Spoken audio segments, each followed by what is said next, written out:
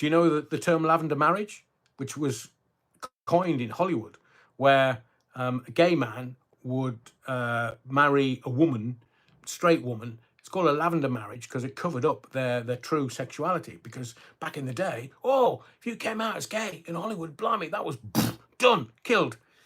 But Hollywood used to have a lavender marriage. Look at Rock Hudson, and many other actors. I'll tell you what this is. And do you know on Britain's Not Got Talent or the X Factor, you can see Simon Cowell, he's sitting there, and the minute an actor walks on stage, first question you can see in his head, he's going, what's this? What's this? Because then that will determine his response. So if you look at the whole Schofield story from about a year ago, about February last year, and I say to you, what's this about? It was about Schofield's brother being sent to prison.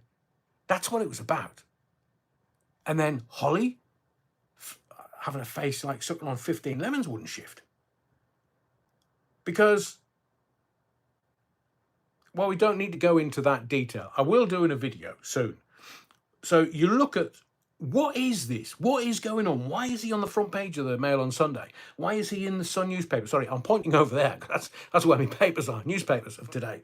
And it's in the Sun, who invariably, if a tabloid gets a sniff of an exclusive on one of the other papers, it's called a spoiler. They'll stick something in their paper so it lessens the impact of having the exclusive on the front of the Mail on Sunday. So the Sun has gone on about Schofield's 6-figure payment to younger lover.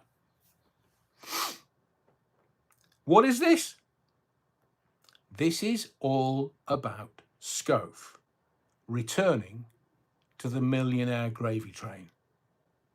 That's what it's all about. And what you've got to do is not look at, this is what I do. Whether you do it, it's entirely up to you. But I'll just give you some of the information that I consider before coming to my determination. So I watched all the stuff that was going on last year, and I've got all the newspapers. I've got them all of them. And then all of a sudden, it goes quiet. And then ITV have got this inquiry. And then the ITV inquiry goes, hey, nothing to see here. Move along. Move along. Nothing to see. No. Nothing happened. Go home. And you think, hang on a second. We know something happened because it was in the papers. We knew who it happened with. I don't think this is a super injunction. I think it's an NDA. Not the NTAs, the National Television Awards. No, this is the National Dumb and Dummers Awards. The NDAs. 6-figure sum. I mean, I hope for the young guy it's at least $1 million. And why do you think the newspapers refused to name the Mail? I mean, it was all over the net. It was everywhere. It was, well, we know the name.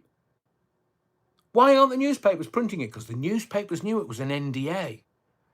And they could be sued and taken into a court of law. Now, a journalist never reveals their source. They don't have to. But if they knew there was an NDA in place and they named this person, they need to explain how they knew who it was. So I reckon the dailies knew there was an NDA in place.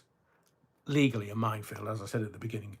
This is all about Schofield returning to the millionaire gravy train. Now, what they're trying to do, I don't know whether it's ITV or BBC, because you can only look at situations with telly in retrospect. You can always look backwards. You can't look forwards. Now, I have predicted that Holly Willoughby will end up on Gladiators. And how did I know that? Because her husband's making Gladiators, man.